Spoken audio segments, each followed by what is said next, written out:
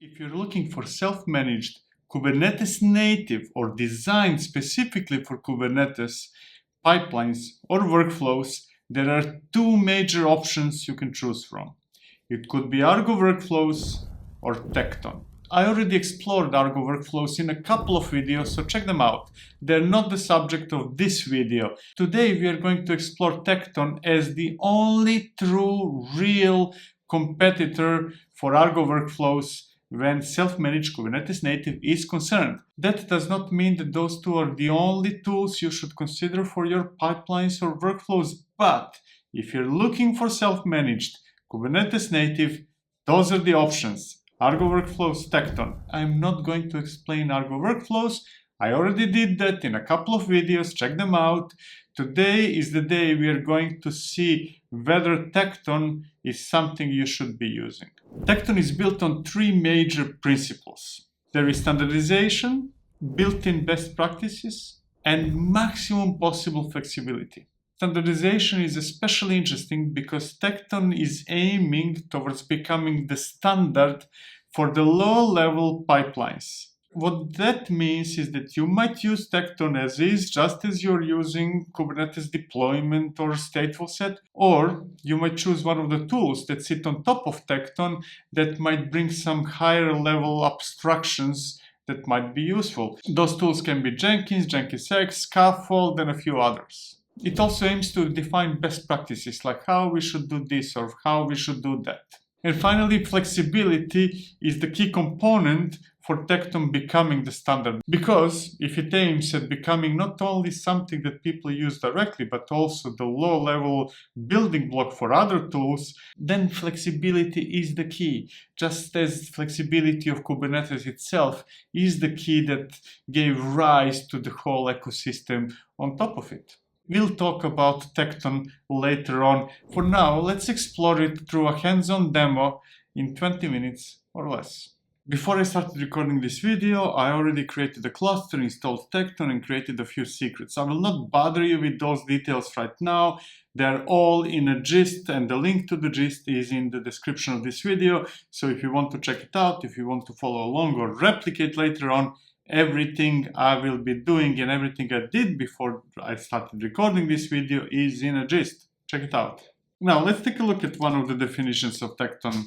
This is silly. The name tells you everything, right? This creates a task, a Tekton task with some steps. And those steps, there is only one step. It's called silly. It's based on the Alpine image, and it will output the contents, the list of the files and directories in the root of the container created through the Alpine image. This does not do anything really amazingly helpful. I just wanted to show you a simplest possible definition of something in Tekton, and that is a task. Task is a collection of steps. In this case, there is only one step, but there could be others. But task can be considered also a template. So we could run this task directly and it would do whatever is specified in the command and the arguments, or we can use it as a building block. We can have as many tasks as we want so that people creating their pipelines, which we are going to see soon, can just choose from the existing tasks and say, hey, I need this task and that task, and I can ignore the rest. We could also specify resources, workspaces, volumes, step templates, sidecars. We could do many things. I will go through some of them. It would be impossible to go through all simply because it's massive. Now let's take a look at something slightly more complicated. Still not really complicated, but just slightly more. This is a pipeline that will run some tasks. So there is a task called ls, and it is referencing an external task defined somewhere else called task ls. And then sleep, which is referencing yet another task, and yet another task, and yet another task. So all those tasks in this pipeline are not really defined inside of the pipeline, but as external entities, which simplifies reusability of the tasks. If there are common things that are repeated over and over across different pipelines, why would we copy and paste that stuff into all those pipelines? We can just reference some external tasks. Now there are a couple of other interesting things here. To begin with, the second one has run after. That means that task, sleep A, will run only after task ls is executed. Similarly, sleep B will also run after a task ls. And then we have the last one that will run after sleep A and B. What that means is that some of those tasks will run in parallel. Or to be more precise, if we did not specify run after at all those 5 or 6 tasks would run in parallel without waiting for each other. Now, if you want to wait for a task to finish or multiple tasks to finish, we can specify run after. So this one will run after ls, which is this one. And this one will also run after that one. And finally, echo will be executed only after both of those tasks are finished. And this one, by the way, has also parameters. So when we use external tasks, we can not only reference them, but we can parameterize them. So we can define, hey, run this task and change certain aspects of its behavior through those parameters. The tasks themselves are defined here. Normally, I would keep them in a separate file and manage the tasks separately because they're really independent from the pipelines. But in this case, for the simplicity reasons, everything is in a single definition. Anyways, here is one task, here is another task, and there is the third task. This task is slightly different because it has parameter section and it can accept message as the input parameter, and it is type string, and this is how we reference that parameter. $, and then in parentheses params dot whatever the name of the parameter is. Now within this pipeline we could also specify many other things. I will not go through it. We could specify resources, workspaces, retries, when expressions, timeouts, finally blocks. It's massive, it's huge. We're not going to go through all of it here right now. Now let's take a look at a slightly more realistic or real pipeline, and this is CD YAML. Here we are. We have a pipeline that will run in a specific namespace. And that pipeline has a couple of parameters: project, which defaults to Tekton demo, and release, which defaults to 101. Since those parameters are on a level of the pipeline, we could either continue using the default values, or we could override those values at runtime when we execute this pipeline, which we are going to do soon. And then we have defined the workspace, one of the workspaces, actually the only workspace, called pipeline WS.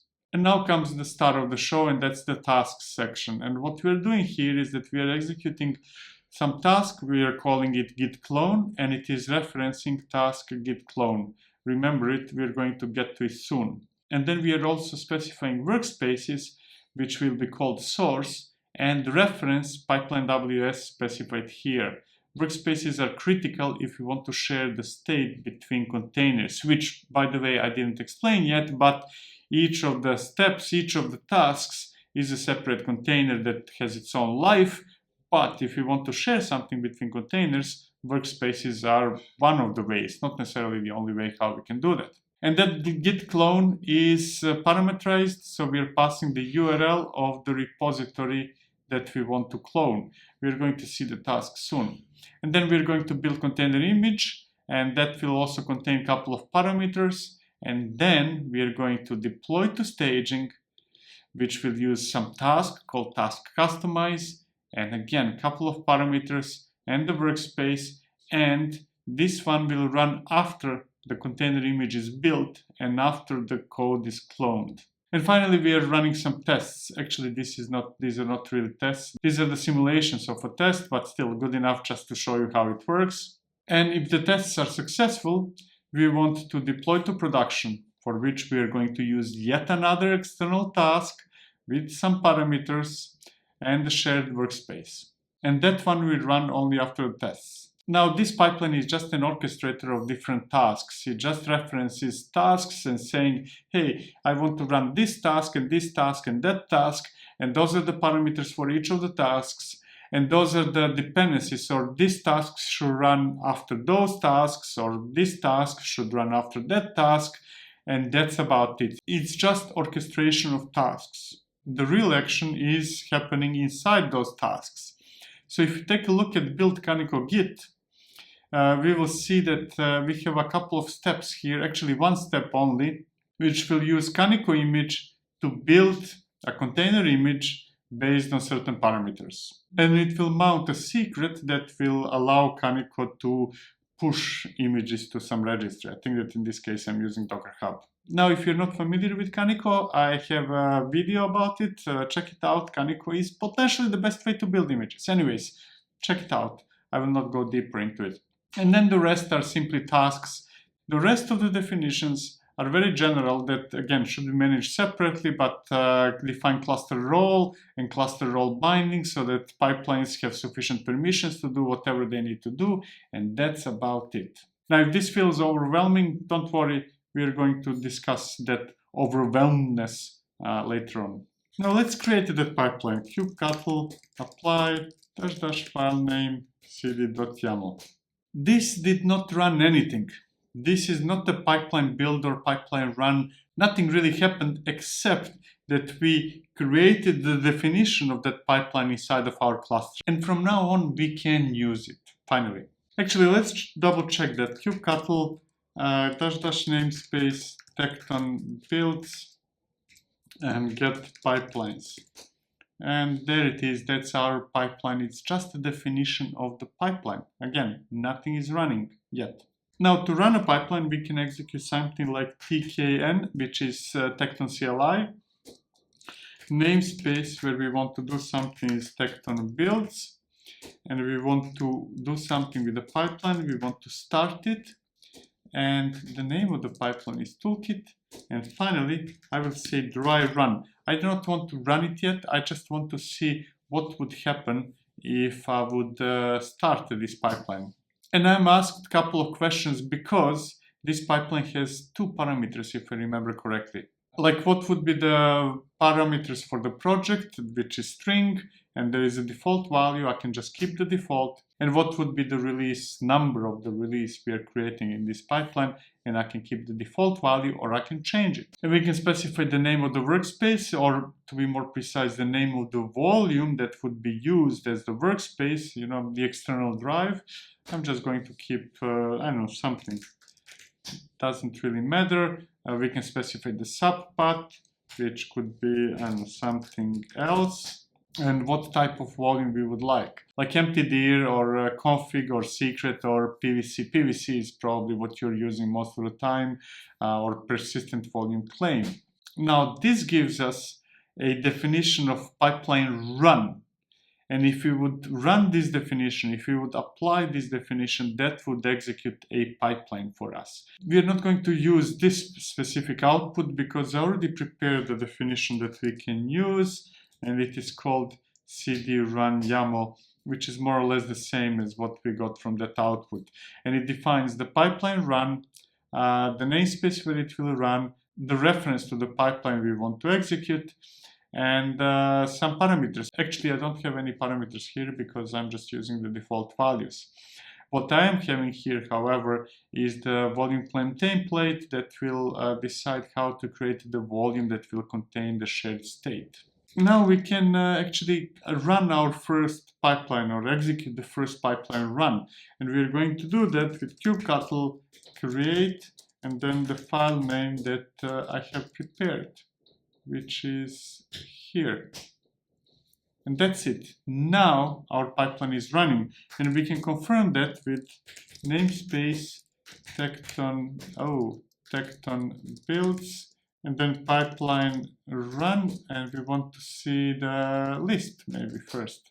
And here it is, the first pipeline is running already for 21 seconds.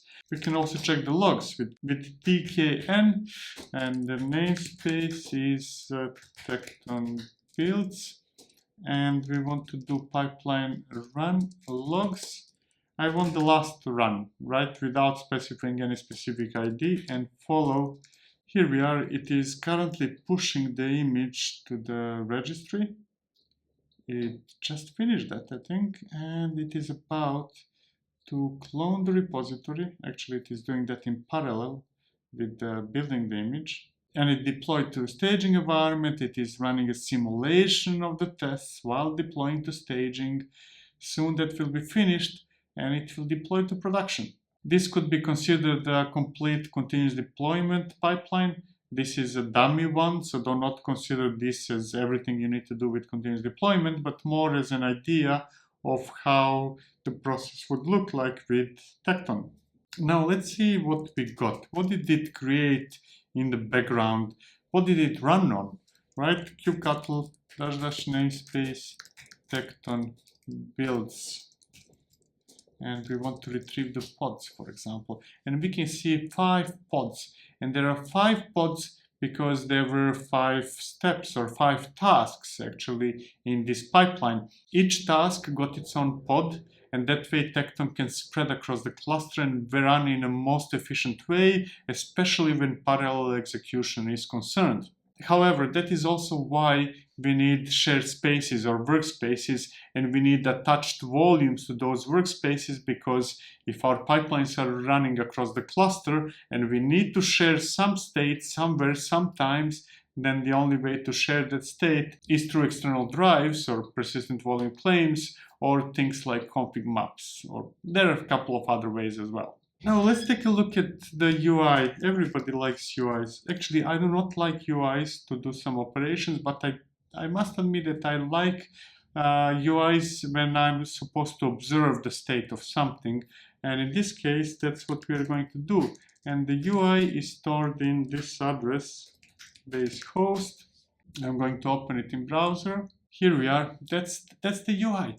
We can see the pipelines that we have in a cluster, only one, because this is a silly demo. The execution of the pipelines, all the pipeline runs would be here. Some resources, the tasks, all those tasks that we created earlier, and so on and so forth. There is everything we need is there, more or less. Now let's go back to the pipeline runs. If we go to this one, we can see all the steps. This is how it cloned, it built container image, and so on and so forth. Now, one problem I have many problems with Tekton, but one problem I have is that, actually a good thing, let's start with the good thing, is that pipelines can run steps or tasks in parallel. That's awesome, but it is not showing us in any formal way that actually git clone and build container image were executed in parallel, and deploy staging depends on those two, and the tests depend on deploy staging or maybe not, and deploy production or something else. We do not see that dependency tree in the UI, which is potentially silly, because if you run things in parallel, we probably want to see what runs after what and what runs in parallel and so on and so forth. That is better solved in some other tools that I'm not going to name. We're close. Anyways, the UI is there. Whether you like it or not, it's really up to you. And if you would like me to compare it with Argo workflows, now that I mentioned it unexpectedly, just let me know in the comments and I will do that. But let's go into something potentially more important. We most likely do not want to run those pipelines from the terminal. We would probably like to run them as a reaction to pushing something to Git, or maybe as a reaction to the event of something being deployed somewhere, or maybe we want to run pipelines as some other event, let's say whenever we push something to a container registry. So let's take a look at Git webhooks, for example. Here are the instructions how to set up a webhook for Tekton pipelines in GitHub, if I'm not mistaken, or Git in general. And those are the instructions: prerequisite, configure your cluster, blah, blah, blah, blah, blah, blah, blah, blah, blah, blah, blah, blah. There we go. And that's only part of the instructions, because there is also a part that we need to create an ingress, which is created as a Tekton task. And this is how the task looks like, which is a bunch of shell commands executed across many different tasks. And then we would also need to create a webhook, which is done like this, which basically creates yet another set of tasks that will create a webhook. Or we could create webhooks that will trigger our pipelines through the UI, and then we can install the extension. And the extension is painfully complicated to install and not working really, really well. And that's one of the main problems of Tekton, or actually advantages, depends how you look at it. For now, just remember that setting up webhooks, and especially other types of events, is silly or painful or complicated or all of the three. Now let's take a look at yet another thing, and this is Tekton Hub. And Tekton Hub is a collection of the steps or the tasks that were contributed by the community. And there's a lot of them. I'm not sure how many there are, but a lot. And this is one of the advantages of Tekton. It has a really, really vibrant community. Some things are missing, which we are going to comment soon, and some things are not missing, and some things are awesome. And catalog is absolutely awesome. It has a potentially huge catalog, given that the community started working on the catalog not that long ago, maybe half a year ago, maybe slightly longer. Now that we saw Tekton in 20 minutes or less, or at least I hope it was 20 minutes or less, let's discuss what we saw and what we haven't seen, but I've seen it myself. Anyway, let's talk about Tekton and see whether you should be using it, and if you should, under which conditions that should be the case. Tekton, should you use it, should you not use it? Let's go through pros and cons. So let's start with the bad things, horrible things, and not horrible, I'm joking. Let's start with cons. To begin with, Tekton is not easy. It's not easy at all. It's not easy by design. And that might sound strange. You might say, hey, why would anybody make it not easy by design? To be honest, it's not that the team tried to make it hard by design, but it is extensible by design. It is a building block by design. Tekton was created from day one, not as a solution that majority of us should use directly, but as a building block for a higher level set of solutions. And that's how we got support for Tekton in Jenkins. That's why Jenkins X was built around Tekton. And there's a bunch of other tools also built around Tekton. Tekton is becoming an ecosystem with the baseline being Tekton itself, and then we have other solutions on top of it. If you choose to use Tekton, and there are valid reasons to use Tekton directly, which we are going to go through later. Anyways, if you choose to use it, you will have really tedious and long definitions of your pipelines and tasks, and then you're going to sprinkle those definitions with convoluted definitions of volumes and other things, secrets and other things that today in other solutions are easier, just a single click or just appear automatically. In Tekton, you will need to deal with those yourself, and you need to be prepared for hundreds and hundreds of lines of YAML. A potentially bigger problem is that events are not really there. We can run ourselves Tekton pipelines and Tekton tasks, but we need something else if we're using Tekton directly that will trigger those events. We need something else that will trigger the execution of pipeline runs and task runs and so on and so forth. As you saw briefly, integration with Git, GitHub, GitLab is not really there, and other types of events are definitely not there and not even close to being finished. That should not discourage you, but serve as a warning that you will need to combine Tekton with some other tools if you're using it directly. The UI is hit and miss. It is nice that you can see everything from a graphical user interface, but also the representation is not accurate. We cannot see the pipelines in the way that they are executed and assembled, but always in a sequential order, which does not really depict how pipeline runs are executed. Now, not everything is bad, don't get me wrong, there are really great things about Tekton. To begin with, docs are amazing, they're absolutely great. You can see that the community spent considerable amount of time creating examples and documentation and everything you might need.